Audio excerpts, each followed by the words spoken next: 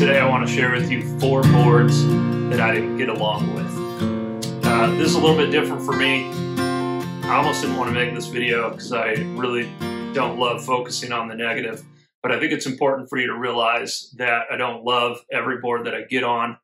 I also think it's important to note that I'm not going to say that any of these are bad boards. They just didn't work for me. Sometimes you'll hear people say, you know, this company makes bad boards, or this is a bad board.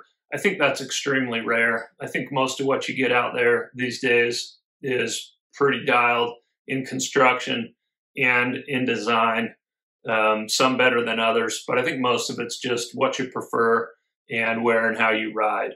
So I'm not going to state that any of these are bad, but they didn't work for me. The first one is the Amplid Aloha vibes. I was super stoked on Amplid, loving what I was seeing, hearing lots of good reviews and comments about them. And I was also on a quest to try a bunch of different volume shifted boards. As a tall guy with big feet, I'm really interested in that short and wide thing. And this is one of the ones I wanted to try out over the last couple seasons. In short, it was probably my least favorite. For me, I'm not exactly sure why, it just felt like a lifeless plank to me. First, I felt like it was way stiffer than it should have been for like the weight recommendations. And I think also the long 9-meter side cut might have been another factor. I just didn't find it to be that fun to turn. I didn't find it that poppy or even that floaty in a 154. Like I said, it was fine, but just one of my least favorites, which was a bummer. Again, I was super stoked to try out Amplid, and everybody loves them. So maybe there's something wrong with me and I need to try it again. I'm super excited to try the Surfy this year. Second board is another volume shifted one, and that's the Yes 420. To be fair, Yes told me that the 420 in a 152, which is their longest length, might be a little short for me. At 6'3", with extra long legs, I like to ride a 23.5-inch stance. I pretty much don't go below 154 anymore on anything. And even that, I'd rather stick to around 157.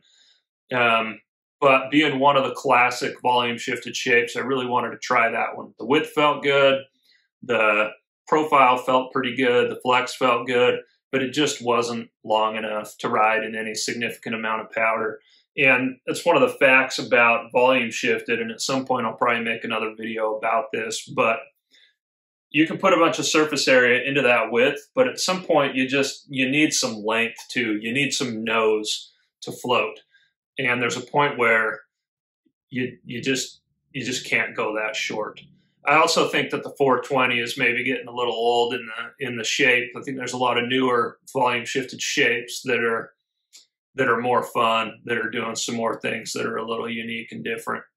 But Dave rides the powder hole 420 in 154, and he loves it. He's a little bit smaller than I am, and so I think that's probably mostly a sizing issue there. The third board is one more powder board. It's the Dinosaurs Will Die Power Reaper.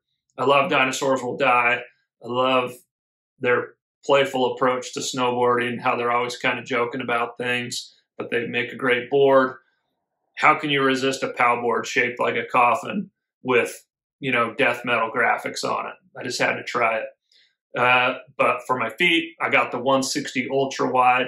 And to be fair, Sean at Dinosaurs Will Die told me that they really made that board for big guys. But I was like, you know what, let's just try it anyway.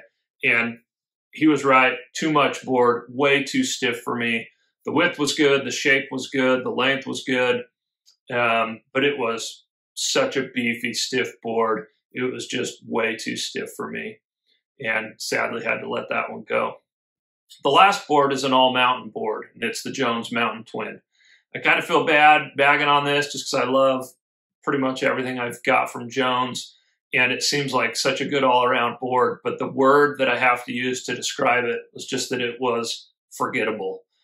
You know, I think there's really something special about a great all-mountain board, the way that you can just use them, and they do pretty well everywhere. But nothing about the Mountain Twin really just got me excited. And it's almost a compliment. It's like it was just fine in everything I did, but in no way did it ever just get me excited. Compared to some others, for example, like the Yes Greats that I love to carve, or the Battalion Goliath that I love to spin on and ride switch, or the Never Summer Proto Slinger, which I love to butter on, the Aviator 2.0 and how good it is in nasty snow, or the Yes Standard and how good it floats when you set it back and ride it in some pow. There was just never anything that just dazzled me about that board. That said, it's probably a phenomenal board for a lot of people, depending on your approach to the hill and what you're looking for. But for me, that word forgettable, that's just the word I'm going to have to use to describe it. So those are 4 boards that I didn't get along with. There are others that I might share sometime. I'm sure you have some opinions, so let me see them below, and thanks for watching.